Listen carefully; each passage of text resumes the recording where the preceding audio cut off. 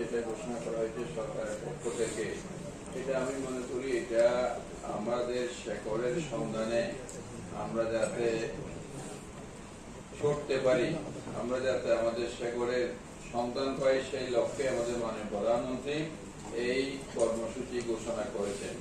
আমি যারা এখানে বাস্তবায়নকারী কর্তৃপক্ষ আছেন, এই নজরুল বর্ষটা যাতে পোশাকি এবং আনুষ্ঠানিকতার মধ্যে সীমাবদ্ধ না রেখে আমরা এটা আসল লক্ষ্যে যাতে আমরা পৌঁছতে পারি, সেই জন্য আমরা আন্তরিকভাবে নিষ্ঠার সাথে আমরা যে লক্ষ্য, সেই যে টার্গেট, সেটা আমরা ফুলফিল করার জন্য সবাই সচেষ্ট থাকবো, এটা আমাদের প্রত্যাশা। আর নজরুল চট্টগ্রামের যে ওনারা আমাদের কাউন্সিলর বললেন যে স্মৃতি, এগুলাই সংরক্ষণ মাধ্যমে আমরা নতুন প্রজন্মের কাছে নজরুলকে নিয়ে যাওয়ার ক্ষেত্রে এটা অত্যন্ত গুরুত্বপূর্ণ ভূমিকা রাখতে পারবে বলে আমি বিশ্বাস করি।